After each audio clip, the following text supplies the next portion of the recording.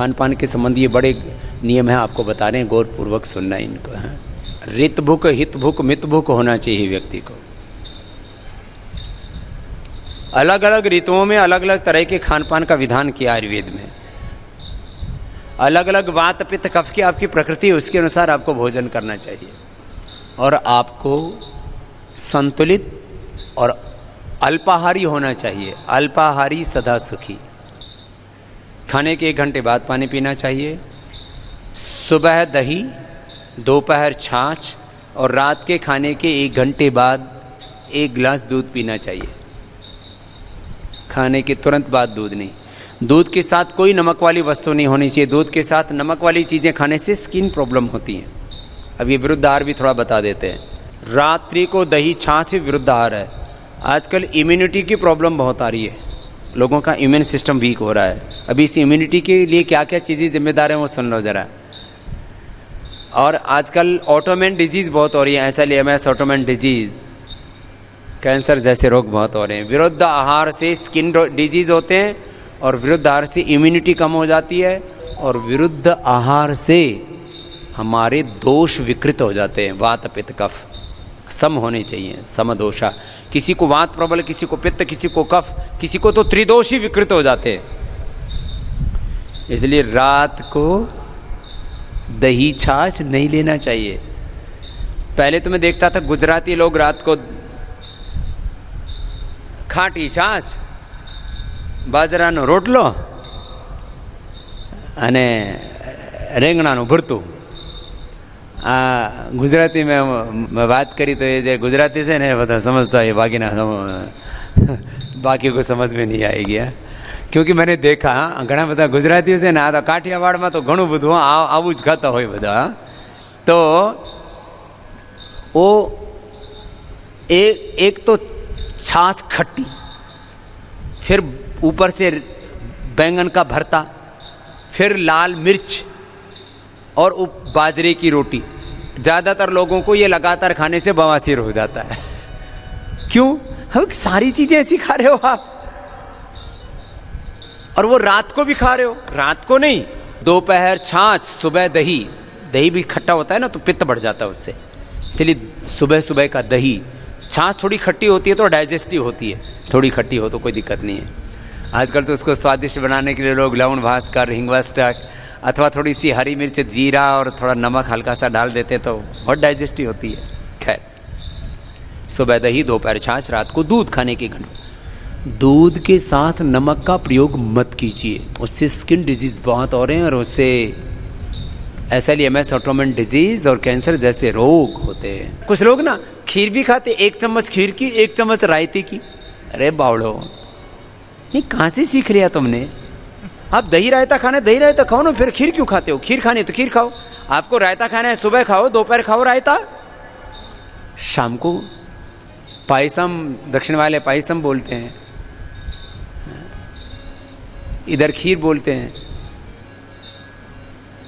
आपको खीर खानी है तो रात को खाओ, या खीर खानी है तो फिर उसके साथ, तो खीर के साथ तो कोई खीर और मालपुए खाते थे, खाओ। तो याद रखो, विरुद्ध आहार नहीं। दूध के साथ खट्टे फल भी नहीं खाने चाहिए। आजकल तो फ्रूट क्रीम में सब खट्टे मीठे सब मिला देते हैं, पता नहीं बावड़ी बावड़ी चीज़ें सीख ली कहाँ से। दूध के साथ कभी भी खरबूजा तरबूजा तो भूल के भी नहीं खाना चाहिए, उससे आपकी तत्काल मौत हो सकती है।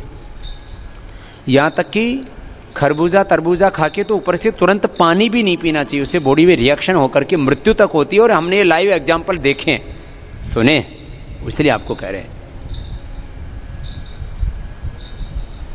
अब किसी को एक्सपीरियंस करके देखना हो तो वसीयत आदि लिख देना पहले,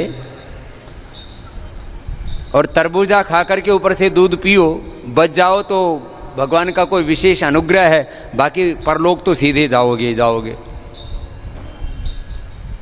ये छोटी छोटी बातों का परंपरा से पता है। और भी बहुत सी चीज़ें विरुद्ध आहार में है। वैसे खाने में क्या खाना चाहिए? पहले अब आपके सामने फल भी है, सलाद भी है, पका हुआ भोजन भी है, माने हलवा है, फिर दाल रोटी सब्जी है और सलाद भी है, थोड़े फ्रूट्स भी हैं। तो सबसे पहले क्या खाओगे? तो आजकल इसमें लोग कंफ्यूज रहते हैं। अब इसमें भी कई मान्यताएं हैं। कुछ लोग कहते हैं कच्चा और पका हुआ एक साथ नहीं खाना चाहिए, इसमें ज़्यादा दिक्कत नहीं है, आप कच्चा पक्का खा सकते हो। ज़्यादातर भोजन हमारा कच्चा होना चाहिए, अंकुरित होना चाहिए। जो अंकुरित भोजन लेते हैं उनके बॉडी में टॉक्सिन्स नहीं बढ़ते हैं, टॉक्सिन्स साफ होते रहते हैं। इसलिए यदि रोज आप अंकुरित सुबह सुबह ले सकें तो बहुत अच्छी बात है, नहीं तो सप्ताह में कम से कम एक दिन अंकुरित। अब देखो मैं आप पूरा फूड साइंस आपको बताता हूँ, बड़ा विषय है ये, फिर औषधियों पर आऊँगा। फूड साइंस बहुत बड़ी है। तो सलाद, खीरा, करे, टमाटर, पत्ता गोभी, अलग अलग तरह के सलाद होते हैं। और विदेशों में तो आजकल ड्रेसिंग करके खाते हैं। और ड्रेसिंग में क्या होता है, वो लोग डालते हैं ऑलिव ऑयल, अपने यहाँ सबसे अच्छा है ड्रेसिंग के लिए सरसों का तेल, और वहाँ तो सरसों की चटनी बनाते हैं, मस्टर्ड की चटनी। अपने यहाँ टमाटो केचप बहुत बनती है। मेरे से बहुत लोगों ने कहा, बोले बाबा जी आप इधर भी तो लॉन्च करो। अब इधर के लोगों को खाना ही नहीं आता कुछ चीज़ें। अब आप सलाद माने आपके खीरा, करेला, टमाटर, पत्ता गोभी और ऐसे गाजर, ऐसे सब्जियां, और उसमें तेल डाल दो तो खा लोगे आप? आप बेकार लगता है, नहीं खाया जाएगा।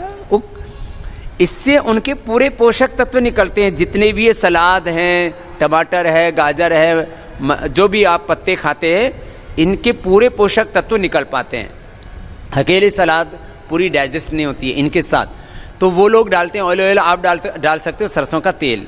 और आप लोग सरसों की चटनी घर में भी बना सकते हो। सरसों की चटनी बहुत अच्छी होती है।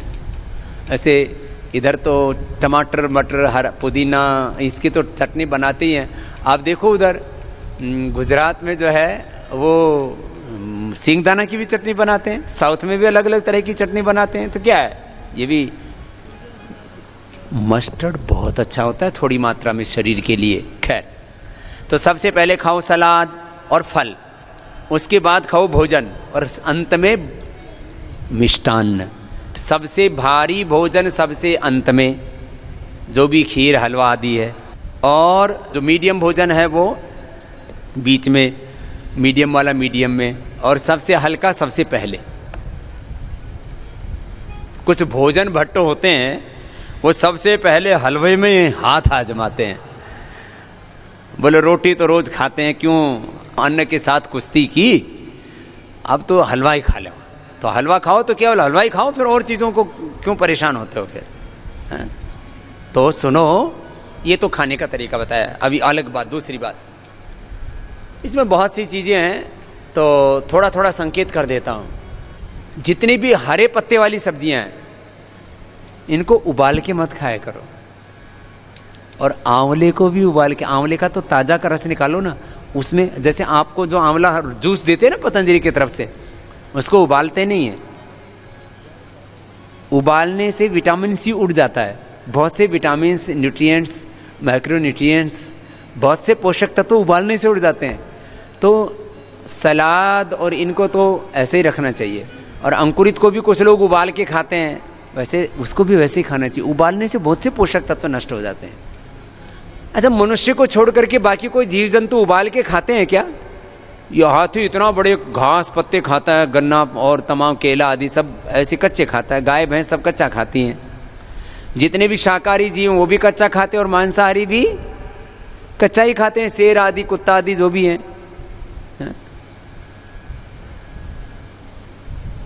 ये मनुष्य है जो पक्का पक्का खा करके पक गया, पिलपिला हो गया खुद भी, है?